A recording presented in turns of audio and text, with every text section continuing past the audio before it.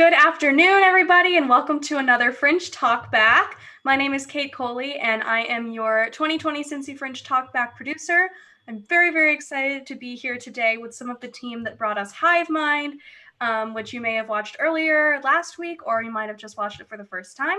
If you haven't watched it for some reason, it's still available, cincyfringe.com, and you can check out more information on all the other shows, talkbacks, everything in our Fringe guide. So like I said, my name is Kate Coley. I would love for each of you to introduce yourselves, and then we'll get started with some questions. I'm Regina Pugh, and I'm one of the founding members of Performance Gallery and one of the performers in the show. My name is Erin Carr, or E, and I am a founder of Solasta Theater Lab and one of the creators of the show. Great. Thank you both so much for joining me today. It's really great to see you after seeing the show again. So I would love to start with each of you talking a little bit about, Regina, you talking about Performance Gallery, and E, if you can tell us a little bit about Solasta, just how you got started and a little bit of your company history. Well, Performance Gallery was founded in 2002, just a small group of local artists. At that time, there was a theater in an old church down on the East End that we kind of took over and made into a performance space, and actually produced a few seasons there. And then we became nomadic and have been nomadic ever since. We don't really have a home, unless maybe the Cincinnati Fringe Festival. We are the only producing company that has produced something in the festival every year since its founding. And we're pretty proud of wearing that crown.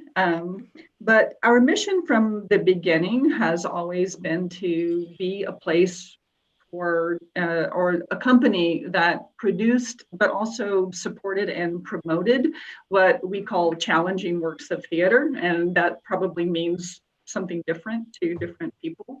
But for us, it's maybe just that type of theater that's really artist driven, maybe actor driven, and is maybe a little bit more unusual and not something that you see on a main stage around here. And so we've enjoyed doing that for a while now. Great, thank you so much. So E, tell us a little bit about Solasta. So Solasta Theater Lab is a spin-off child of Performance Gallery. Daniela, who is actually joining us right now. Yes. Daniela and I met when we were working on Performance Gallery's production of Bed in the Cincinnati Fringe Festival a couple years ago. And at that point, we fell in love with working with each other and found our desire to collaborate and create together, and specifically wanting to create a space for personal creative exploration and additionally education in terms of how can we continue to explore our own artistic process when you're not working on a show, when you're not in school, when you're just wanting to keep that art alive in your soul and in your life. So Solasta Theater Lab's vision is to spark creative metamorphosis.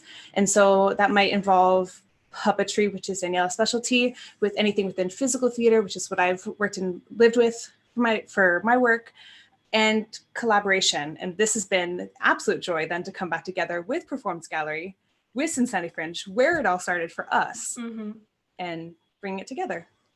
Well, that is wonderful. Daniela, since you're just joining us, I would love if you could introduce yourself, talk a little bit about your role in the production. Yeah, so hi everybody. My name is Daniela Nenova. I have been living here for quite some time now. Obviously, as Erin said, my specialty is puppet theater and puppet theater for adults precisely. I also do have some physical theater experience, and yeah, it's been just a joy exploring and adventuring in this new medium, trying to learn new things and expand my horizon even further.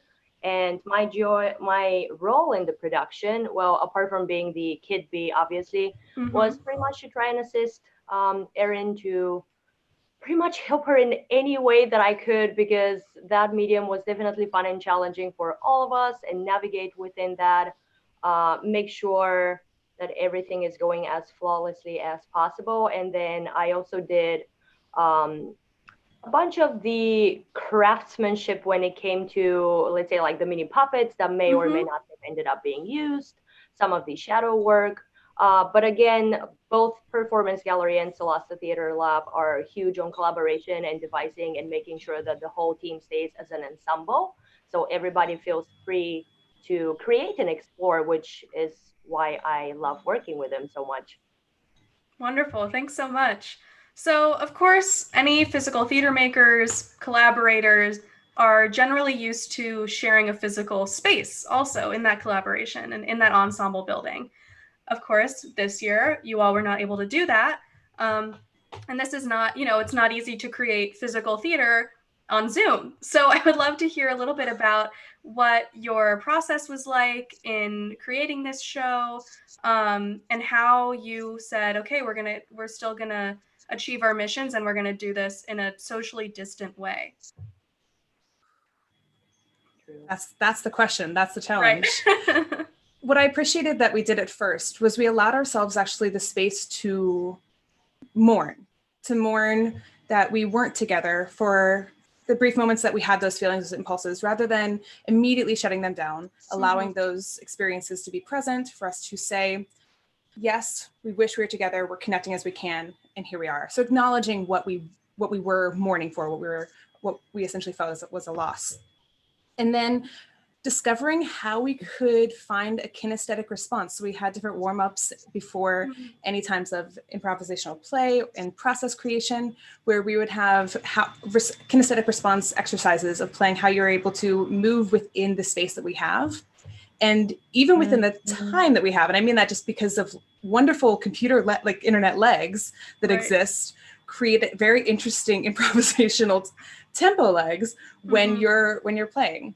So it was a acknowledgement of it was a lot of trying not to make it what we wanted it to be, kind of seeing this medium for what it was, rather than trying to force it into something that it's not, I think was the biggest tool, kind of figuring out how we could connect even through shape in this medium was the initial start. Great, thank you. Yeah, I would love to hear a little bit from Regina and Daniela if you have any other thoughts on takeaways from this experience or anything like that. It definitely was, again, my two main words are challenging and fun. I definitely had to transform my personal apartment into like a mini playground. I had to move furniture around. I have learned so many different ways to balance phone and laptop on various books and pretty much anything that you can get creative with. But I completely agree with Erin that it was just finding that balance and navigating within the given space rather than trying to shove this what can be considered as an obstacle within the medium that we as performers and live artists are used to. And I feel that's what helped us a lot, just embracing the fact rather than fighting it. Absolutely. Thank you. I appreciate what Erin said about mourning, because we were very sad at first for the loss of what we were looking forward to doing, and we were literally like right at the beginning stages of leaping into this process that we were all looking forward to and creating a piece. And Hive Mind was not our original piece. We actually chose to switch it up because what we had proposed to Fringe, we wanted to save that idea for when we were able to do it together like we had planned to do. And so we quickly kind of regrouped. We revisited an idea that we had early on and kind of tabled and said, maybe let's look at this again. Maybe this might actually work for this process. And then delving into just learning, figuring out what we're going to do and how we're going to do it. And then enjoying actually the new way of doing things, as challenging and sometimes frustrating as it was, I think we all had a lot of fun too. Absolutely. And it was interesting, like Daniela said, to kind of be in an empty room in your house, kind of, figuring stuff out, because we really all were in our individual spaces. Great. Well, thank you also. Thank you for sharing all of that. We actually got a question sort of in the middle of you all talking about your change in process. Kristen asked how much of the show was in your minds before you had to take a distance. So I think, Regina, you just answered that saying like you started from another idea. On that note, Ricky and Dana, very loyal Talkback watchers and Fringe lovers, want to know why bees? Regina? Oh, Why bees? Are you saying you're turning that over to me, Erin?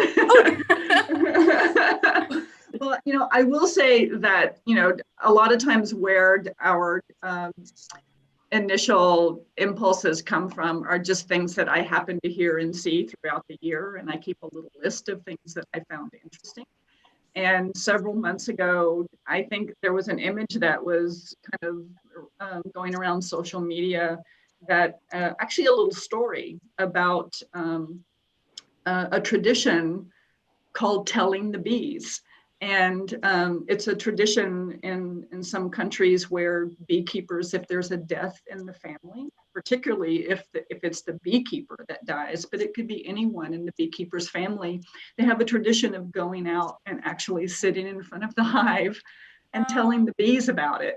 And it charmed me so much, and so that was one of the things that I jotted down, and when we came back to it, it just kind of led us down this path of exploring a lot of different things about bees. And of course, we all know that bees are endangered right now and that bees are important. And so it seemed like a big idea that we could get a lot of inspiration from.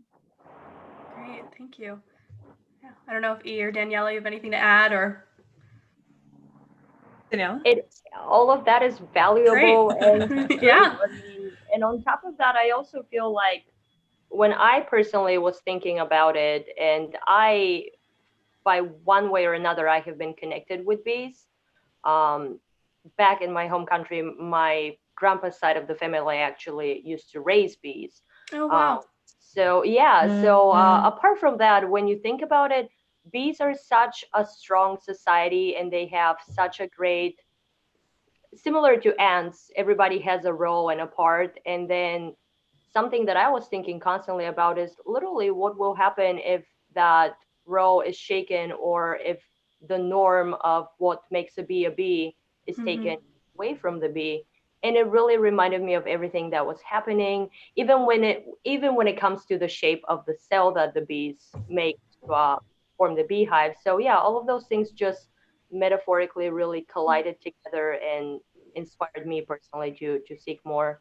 And obviously there's an issue that people should be aware of and pay attention to, because they are responsible for the majority of the food that we consume and eat. And without them, we probably will not be able to survive. Yes, exactly. I wanted to second something that Regina had mentioned of taking this idea, and then when we went down and it allowed it to kind of follow down, we actually followed down several different rabbit holes. And as you do when you are creating work with a group of artists. But one of the things that stood out that I'm sure, we've all talked about how we're communicating in this realm, in these cells, and essentially in this format right now, virtually. And I remember one of the first rehearsals, Regina brought up, we're all in a, like we look as if we are in a hive. And so we really then wanted to explore what that meant and how that felt in that relationship to isolation that we all currently could be feeling, but still needed to find that connection to our colony. Right, absolutely. I mean, I love what this show brings up about being social, what it means to be social. And like you were talking about, Regina, there's the social relationship between humans and bees, and there's the social relationship between humans and between bees. And so I think that it's a very powerful and pertinent sort of metaphor for us right now. And it also reminds us, like, we have to save the bees or we won't have any food to eat, as you emphasized. So we have a couple more audience questions, some more sort of logistical side things. The first of which, Aretta wants to know what remained the same from the original submission to Fringe that carried over to Hive Mind, whether that was some of the cast, some of the production team, any of the theme. So I guess the sort of question is, how much was just back to square one? Well, it's nice that the entire cast that we were having in mind with our original idea agreed to explore with us, Great. for which we're very grateful, and everybody was super excited and stayed very positive about the entire process. So yeah, that saved us definitely a lot of time having a reliable cast. In some of the vocabulary that we actually had started with the cast, before we were going to meet in person, we had started just figuring out ways we can collaborate and begin to generate ideas online and through email, through conversations. And that vocabulary, that language stayed the same as well. And we translated then to in this new project, which can sometimes be the hardest part when you're working with new artists of everyone being on the same page in terms of the vocabulary you're using and language of how you want to create a piece. So that was definitely consistent, and our partnership. Yeah, absolutely. And I will say that one of the things that happened in terms of participants is it actually grew, because we were afraid, or I will say concerned, not afraid, that, you know, starting over, that we would not actually be able to come up with enough material. Right. We were concerned about just, you know, having enough that we felt good about charging people to watch, you know, 15-minute show. I don't know. So one of the things that I did was I reached out to the cast of a couple of prior performance gallery shows that were sound-based, and asked them if they would be interested in helping create that little, you know, sort of Easter egg thing that happens at the end, which is completely sound. And Areta, who just asked that question, who lives in Atlanta, and is before she moved away, was one of our performance gallery people, is one of the voices that you hear in that little clip. And so, yeah, so our cast actually grew by a few people in terms of creating that final product. And Brian Griffin, who's another performance gallery member and who is like the world's greatest audiophile, created that for us. So everybody just emailed him, you know, like 30 seconds of sound, and he put that together for us.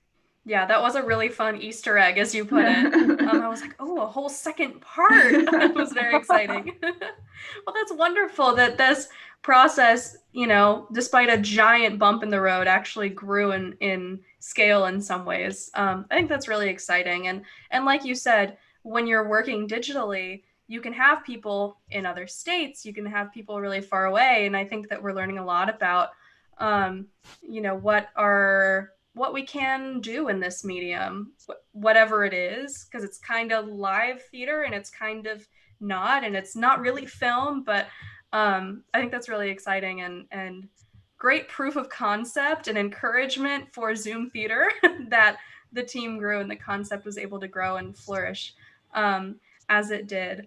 Another question that Areta has provided for us is for you, E, and Areta wants to know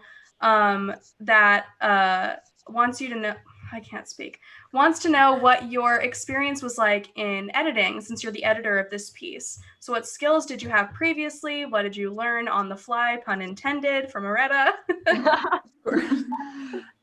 I learned a great deal and am still trying to learn more. I had actually, before just beginning of February, I had actually started playing around on Adobe Premiere Pro to find out different ways that I could get my own personal work out, as we're saying, across the different realms, different parts of the world. And so I'd started down that rabbit hole, so to speak. Everything I learned. I mean, so I had the basics, and thank goodness for the internet and being able to look up how to and what is and please explain. And watching, half of the time was watching videos on in various different points of view, also not just taking one person's point of view on how to do something, but taking in about 3 of watching videos of how to, and then also talking to some people who have experience, because I was using Adobe Premiere Pro because I don't have Apple products, and